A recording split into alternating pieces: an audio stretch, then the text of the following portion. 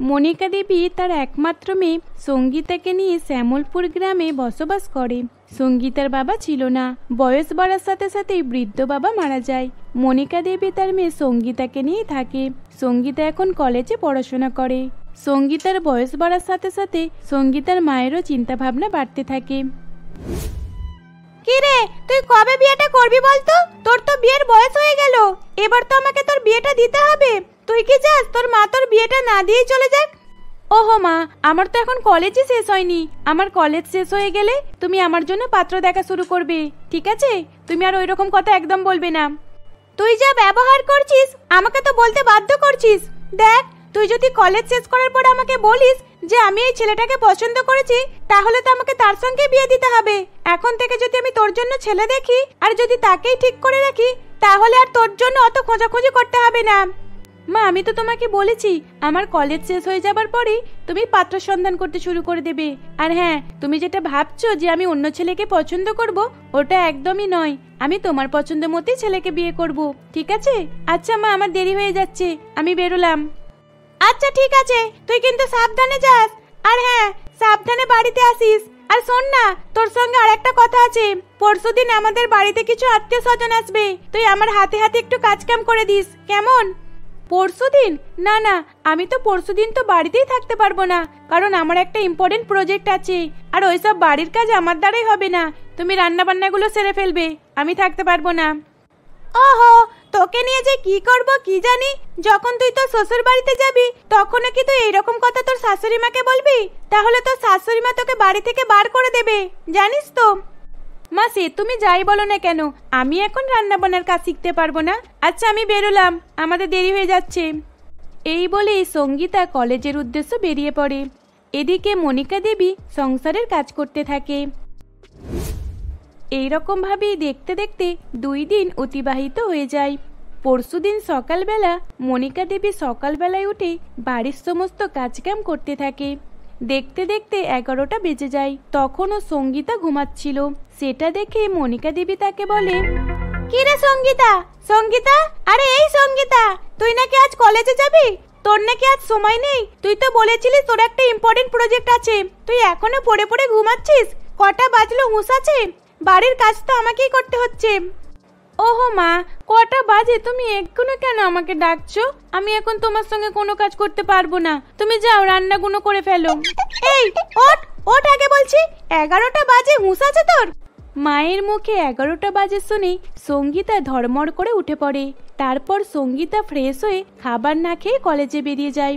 আসলে সঙ্গীতা বাড়ির কোনো কাজই করতে চাইতো না, আর রান্নাবান্না তো একদমই না। সে সবসময় রান্নাবান্নার কাছ থেকে অনেক দূরে থাকতো। আর সেদিন সঙ্গীতাদের বাড়িতে অনেক আত্মীয় স্বজন আসে। মনিকা দেবী সকলের জন্য রান্নাবান্না করে এবং তাদেরকে অনেক খাতির যত্নও করে। আর এইরকম ভাবেই দেখতে দেখতে বেশ কয়েকদিন অতিবাহিত হয়ে যায়। একদিন মনিকা দেবী সঙ্গীতাকে বলে, কি রে, তোর তো কলেজ শেষ হতে চললো, কালকেই তো লাস্ট এক্সাম, তাই না? এবার তো আমি তোর জন্য পাত্রের সন্ধান করতে পারি। এবার কিন্তু তুই আমাকে না বলতে পারবি না, বলে দিলাম। ওহো মা, তুমি আমাকে এত তাড়াতাড়ি পর করে দিতে চাইছো? ঠিক আছে, আমি তো বললাম তোমাকে আমার কলেজ শেষ হয়ে গেলে তুমি আমার জন্য পাত্র দেখবে। হ্যাঁ, তুমি ঠিকই বলেছো, কালকে আমার লাস্ট এক্সাম। পরশুদিন থেকে তুমি আমার জন্য পাত্র দেখা শুরু করে দেবে, ঠিক আছে? এবার তোমার শান্তি তো?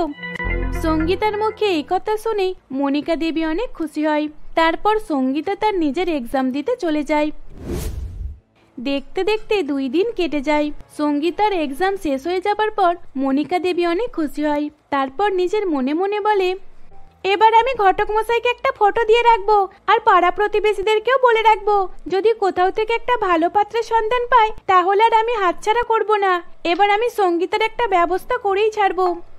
এই বলে মনিকা দেবী নিজের কাজে ব্যস্ত হয়ে পড়ে। দেখতে দেখতে আরো বেশ কিছুদিন অতিবাহিত হয়ে যায়। কিছুদিন পর মনিকা দেবী সঙ্গীতার একটা ফটো নিয়ে ঘটক মশাইয়ের কাছে গিয়ে বলে, দাদা, এই দেখুন, এটা আমার মেয়ের ছবি। আপনি একটা ভালো পাত্রের সন্ধান করুন, আমি আমার মেয়ের বিয়েটা তাড়াতাড়ি দিয়ে দেব। আপনি যত তাড়াতাড়ি সম্ভব তত তাড়াতাড়ি একটা পাত্র দেখে দিন। আচ্ছা আচ্ছা, ঠিক আছে, আমি চেষ্টা তো করব। তারপর আমি আপনাকে ফোন করে জানিয়ে দেবো। এইভাবেই ঘটক মশাইয়ের সঙ্গে কথাবার্তা বলে মনিকা দেবী বাড়িতে চলে আসে। আর এইরকম ভাবেই দেখতে দেখতে আরো বেশ কিছুদিন অতিবাহিত হয়ে যায়। একদিন ঘটক মশাই মনিকা দেবীকে ফোন করে বলে, হ্যালো দিদি, আপনার মেয়ের জন্য একটা অনেক ভালো ছেলের সন্ধান পেয়েছি। ছেলেটা অনেক বড় অফিসে কাজ করে আর মাস গেলে মোটা টাকা ইনকাম করে। যদি আপনার মেয়ে বিয়ে ওখানে দেন তাহলে কিন্তু আপনার মেয়ে কোনো অসুবিধা হবে না। দাদা, আপনি তাহলে আর বেশি দেরি না করে আমাদের বাড়ির অ্যাড্রেসটা ওনাদের দিয়ে দিন, আর যেদিন ওনারা আসবেন সেদিন একবার আমাদের ফোন করে জানিয়ে দিতে বলবেন। এই বলে মনিকা দেবী ফোন রেখে দেয়। তারপর ঘটক মশাই পাত্রের বাড়িতে তার মাকে ফোন করে জানায়। তারপর আবার ঘটক মশাই মনিকা দেবীকে ফোন করে জানিয়ে দেয় যে তারা 2 দিন পর পাত্র সঞ্জয় আর তার মা শর্মিলা দেবী সঙ্গীতাকে দেখতে তাদের বাড়িতে যাবে। এইরকম ভাবেই দেখতে দেখতে 2 দিন কেটে যায়। 2 দিন পর সঞ্জয় আর শর্মিলা দেবী সঙ্গীতাদের বাড়িতে যায়। মা সঙ্গীতা, তুমি আমাদের বাড়িতে গেলে একদমই কোনো কষ্ট পাবে না। তুমি একদম নিশ্চিন্তে ওখানে থাকতে পারো। আর হ্যাঁ, আমার ছেলেকে তোমার পছন্দ হয়েছে তো? তুমি কিন্তু একদম কোনো চিন্তা করবে না। যদি তোমার কোনো রকম কিছু অসুবিধা হয় তাহলে তুমি আমাকে বলতে পারো। ওহো, আমার তো একটা কথা জিজ্ঞাসাই করা হয়নি। মা সঙ্গীতা, তুমি রান্না বান্না পারো তো? আসলে মা, আমি তো কলেজে পড়াশোনা নিয়ে ব্যস্ত ছিলাম, তাই আর কি রান্না বান্নার কোনো কাজ শেখা হয়নি। আসলে কি বলুন তো, আমার মেয়েকে আমি কখনোই রান্না বান্নার দিকে আসতে দিইনি। সব কাজ তো আমি একাই করে নিতাম, ওকে তো আমার দরকারই পড়তো না, তাই আর কি ওর শেখা হয়নি। আপনি যদি বলেন তাহলে আমি কাল থেকে ওকে রান্না বান্না শেখানো শুরু করে দেব। না না, আপনি ওসব নিয়ে চিন্তা করবেন না। আমি তো আছি, আমি যথেষ্ট চেষ্টা করব আমার বৌমাকে রান্না শেখানোর। আমি রান্না শিখিয়ে দেব আমার বৌমাকে, তাহলে ব্যাস আর কথা কি, আমি আর শুভ কাজে দেরি করতে চাই না। এই বলেই 2 পক্ষ কথাবার্তা বলার পর তারা সকলে একটা তারিখ ঠিক করে ফেলে। দেখতে দেখতে তাদের বিয়ের অনুষ্ঠান শুরু হয়ে যায়। শর্মিলা দেবী সঙ্গীতাকে খুবই ভালোভাবে গৃহপ্রবেশ করায়। সেদিন কনের সাজে সঙ্গীতাকে খুব সুন্দর দেখাচ্ছিল, যার কারণে আত্মীয় স্বজন সকলে সঙ্গীতার খুবই প্রশংসা করছিল। দেখতে দেখতে প্রায় অনেক রাত হয়ে যায়। রাত্রেবেলা শর্মিলা দেবী নতুন বৌমা সঙ্গীতাকে বলে, বৌমা, অনেক রাত হলো, এবার যাও তুমি তোমার রুমে গিয়ে রেস্ট করে নাও। আবার কাল সকাল সকাল তোমাকে উঠতে হবে। কাল তো তোমার রান্না করার পালা, তাই তোমাকে অনেক সকাল সকাল উঠতে হবে। আর আমাদের বাড়ির সকলের জন্য রান্না বান্না করতে হবে। আর হ্যাঁ, তুমি একদমই আমাকে শাশুড়ি মা বলে মনে করবে না, তুমি আমাকে নিজের মা বলেই মনে করবে। আমি তোমাকে সবসময় সাহায্য করব, সবসময় তোমার পাশে থাকবো। এই বলে শর্মিলা দেবী নিজের রুমে চলে যায়। শাশুড়ি মায়ের কথা মতো সঙ্গীতা নিজের রুমে চলে যায়। দেখতে দেখতে সকাল হয়ে যায়। সকালবেলা শর্মিলা দেবী তাড়াতাড়ি উঠে পড়ে এবং সে উঠে বাড়ির ছোটখাটো কাজ, ঝাড় দেওয়া, বিছানাপাতি গোছানো, সেগুলো শর্মিলা দেবী একাই করে নেয়। আর এইরকম ভাবেই দেখতে দেখতে 11টা বেজে যায়। কি ব্যাপার, দেখি তো এখনো বৌমা উঠলো না কেন? আমি তো কালকে বললাম যে তাড়াতাড়ি উঠতে, তোমাকে রান্না করতে হবে, আজকে এখনো উঠলো না। যাই একবার গিয়ে দেখে আসি। এই বলে শর্মিলা দেবী বৌমা রুমে যায়। তারপর সেখানে গিয়ে দেখে যে তার নতুন বৌমা সঙ্গীতা তখনও ঘুমাচ্ছে। সেটা দেখে শর্মিলা দেবী তাকে ডাকাডাকি করে বলে, বৌমা, তুমি এখনো ঘুম থেকে উঠলে না? তোমাকে তো আমি কালকে বলে দিলাম। কটা বাজে তুমি দেখেছো? 11টা বাজে। তাড়াতাড়ি উঠে নিচে এসো, আমি তোমার জন্য রান্নাঘরে অপেক্ষা করছি। এই বলে শর্মিলা দেবী নিচে চলে যায়। শাশুড়ি মায়ের ডাকেতে সঙ্গীতা উঠে ফ্রেশ হয়ে রান্নাঘরে যায়। রান্নাঘরে গিয়ে বলে, মা, আপনাকে তো আমার মা আগেই বলে দিয়েছিল যে আমি রান্না বান্না করতে পারি না, তাহলে আপনি আমাকে কেন ডাকলেন? কেন ডাকলাম মানে? আজকে তো তোমাকে রান্না করতে হবে, আর আজকে থেকেই তোমার এই বাড়িতে দায়িত্ব নেবার পালা। আর তুমি এই দায়িত্ব থেকে পিছনে হেঁটে যাচ্ছ, এটা করলে চলবে না। আমি জানি তুমি রান্না করতে পারো না, কিন্তু আমি তো এখানে দাঁড়িয়ে রয়েছি তোমাকে রান্না শেখানোর জন্য। শুরু করো, আজকে তোমাকে আমি ক্ষীর বানানো শেখাবো। আমি যেমন ভাবে বলবো তুমি তেমনি ভাবেই করবে। এই বলে শর্মিলা দেবী সঙ্গীতাকে ক্ষীর বানানোর মাল মশলা জোগাড় করে দিচ্ছিল। আর তাকে যেমন যেমন দিতে বলছিল ঠিক তেমনি উল্টোপাল্টাই সঙ্গীতা করছিল। সেটা দেখে শর্মিলা দেবী নিজেই ক্ষীর বানিয়ে দিয়ে বলে, বৌমা, এই দেখে নাও, আমি এইরকম ভাবে করলাম, এবার থেকে কিন্তু তোমাকে এইরকম ভাবে করতে হবে। এইরকম ভাবেই শর্মিলা দেবী সমস্ত কিছু কাজ সঙ্গীতাকে শিখিয়ে দিচ্ছিল। এইভাবেই দেখতে দেখতে বেশ কিছুদিন কেটে যায়। প্রথম দিনের মতো রোজই শর্মিলা দেবী তার নতুন বৌমা সঙ্গীতাকে রান্নাবান্না শেখাতো, কিন্তু সঙ্গীতা নিজের ফোনে বা কখনো নিজের বন্ধুদের সঙ্গে ফোনে কথা বলতে বা মেসেজে ব্যস্ত থাকতো, আর বাড়ির সমস্ত কিছু কাজ শর্মিলা দেবীকেই করতে হতো। এমনই একদিন শর্মিলা দেবী তার ছেলেকে বলে, জানিস বাবা সঞ্জয়, আমার তো মনে হয় বৌমা ইচ্ছে করেই কোনো কাজ শিখতে চায় না। আমি ওকে সব কিছুই শেখানোর চেষ্টা করছি, আর ও তো কোনো কাজই শিখছে না। মা, তুমি সঙ্গীতাকে নিয়ে কোনো কথা বলবে না, আমি জানি ও ঠিক শিখে যাবে। এই বলে সঞ্জয় মায়ের কোনো কথাতেই গুরুত্ব না দিয়ে সেখান থেকে চলে যায়। আর এইদিকে সঙ্গীতা তার দুই বান্ধবীকে তার বাড়িতে ডাকে, এবং তখন তার দুই বান্ধবীরা সঙ্গীতার শাশুড়ি মাকে কাজের লোক বলে অপমানিত করে। তখন শর্মিলা দেবী অনেক কষ্ট পায়। তখনই সেখানে সঞ্জয় চলে আসে। সঞ্জয় এসব অপমান দেখে বলে, সঙ্গীতা, তোমার সাহস কি করে হলো আমার মাকে এরকম চাকর বলে অপমান করার? তোমার বান্ধবীরা আমার মাকে চাকর বলছে, আর তুমি এটা সবকিছু শুনে চুপ করে রয়েছো। সঞ্জয়ের মুখে এইসব কথা শুনে সঙ্গীতা তার নিজের ভুল বুঝতে পারে এবং শাশুড়ি মায়ের কাছ থেকে ক্ষমা চেয়ে নেয়। সেদিনের পর থেকে সঙ্গীতা একদমই বদলে যায় আর রান্না বান্নার দিকে অনেক ধ্যান দিতে থাকে। আর এইরকম ভাবেই তারা শাশুড়ি বৌমা মিলে আবারও হাসি খুশিতে দিন কাটাতে থাকে। মা কাঁদিস না, দেখ এই তো আমি তোর জন্য খাবার নিয়ে এসেছি। তুই এবারে অন্তত চুপ করে যা। তোর ঠাম্মি যদি শুনতে পায় তাহলে এক্ষুনি এসে আমাদের দুইজনকেই বাড়ি থেকে বার করে দেবে, আর তার সাথে সাথে তোর আরো 4টে বোনকে বাড়ি থেকে বার করে দেবে। তখন আমি কোথায় যাব বল?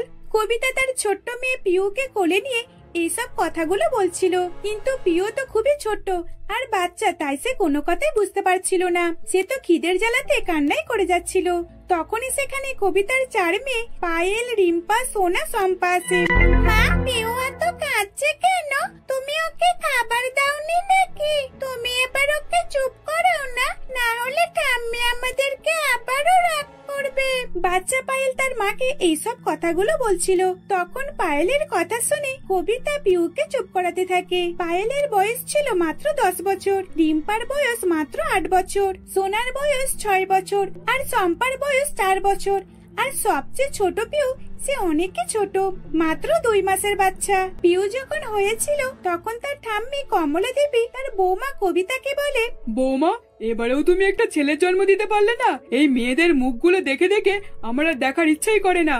আমি তো কত আশা নিয়ে বলেছিলাম এবার অন্তত আমি নাতির মুখ দেখতে পাবো, কিন্তু আবারও সেই নাতনি। না না, আমি আর এই ছোটটাকে বাড়িতে রাখতে পারবো না, আর যদিও তুমি নিয়ে যাও তাহলে কিন্তু আমার চোখের সামনে একদমই নিয়ে আসবে না।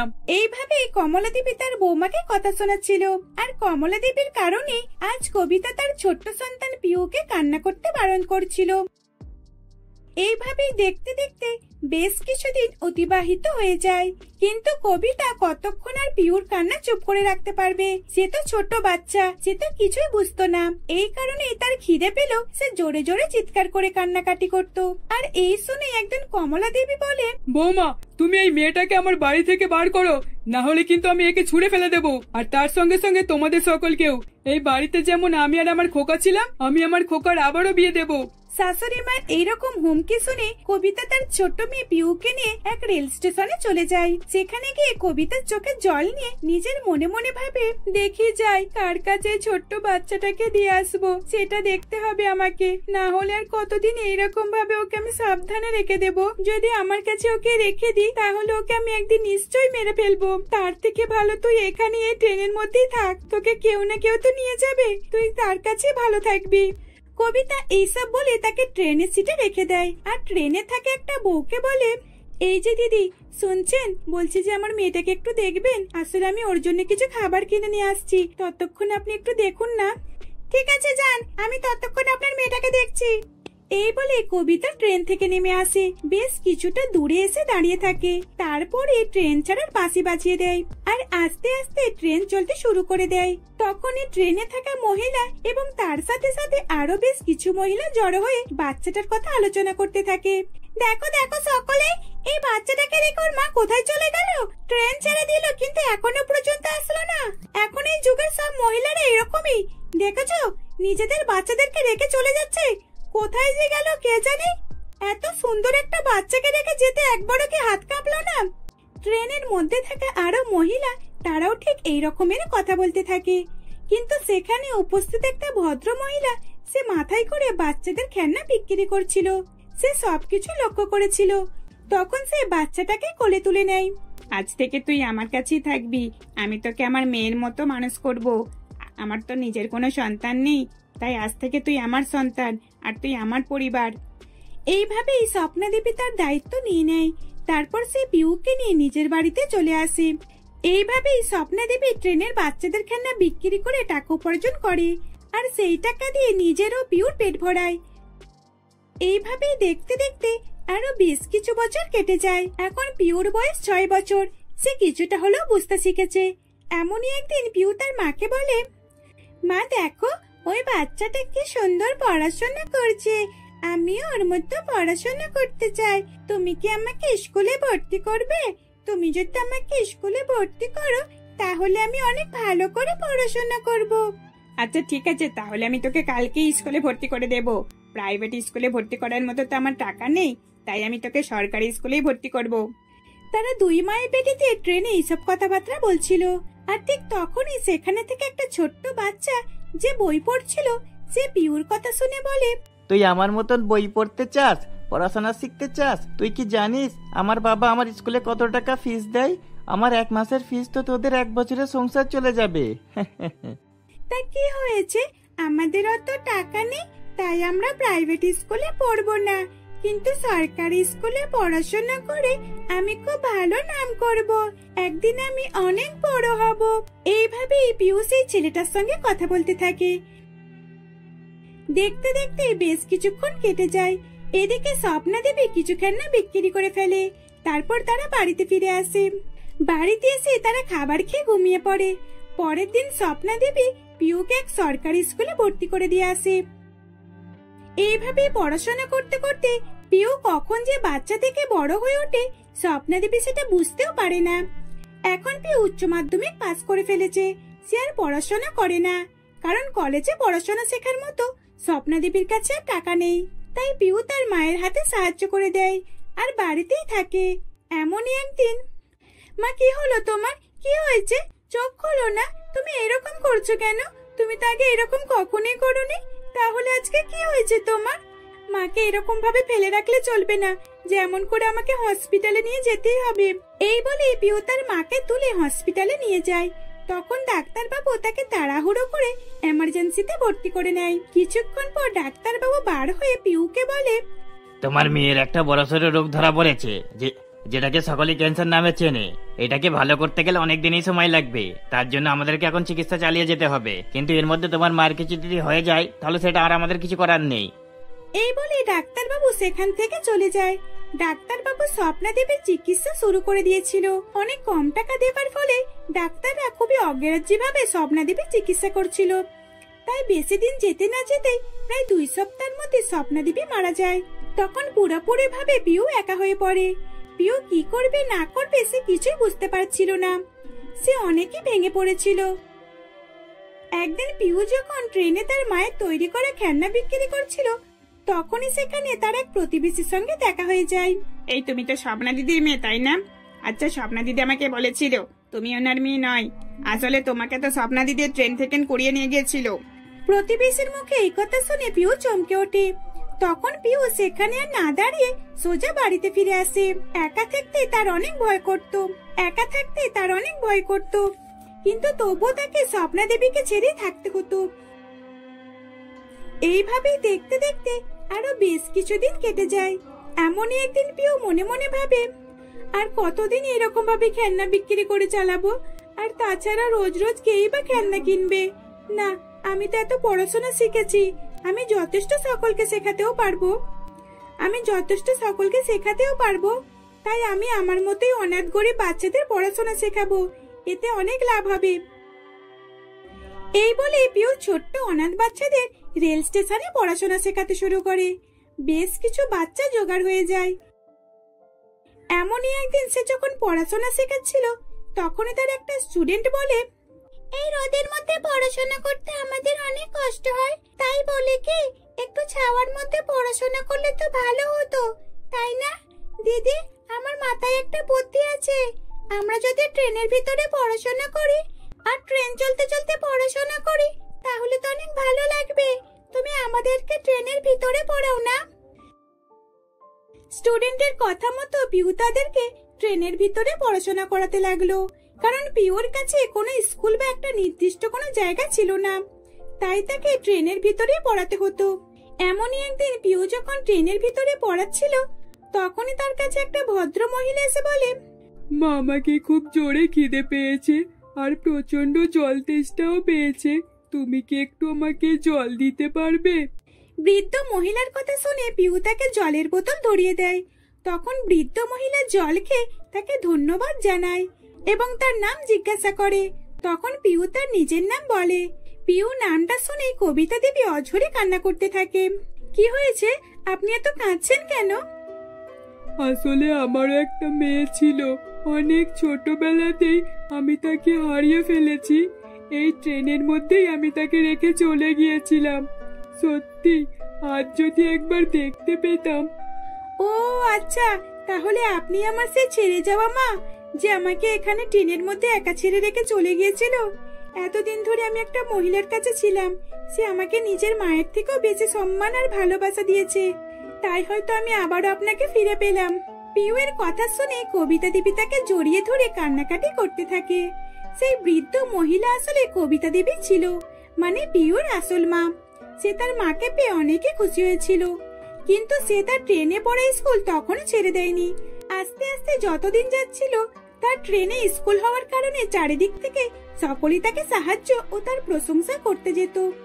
অনেক ধনী ব্যক্তিরা তার এই সাহস দেখে তাকে কিছু টাকা দিয়ে যেত, আর এইভাবেই দেখতে দেখতে তার কাছে বেশ টাকা জমে যায়। তখন সে নিজে একটা ট্রেনের মতো স্কুল তৈরি করে, আর সেই ট্রেন স্কুল দেখে বাচ্চারা তার স্কুলে পড়ার জন্য আগ্রহী হয়ে থাকতো। এইরকম ভাবে পিওর নাম চারিদিকে ছড়িয়ে পড়েছিল, আর তখন সে তার মা বোনেদের সঙ্গে হাসি খুশিতে দিন কাটাতে লাগলো।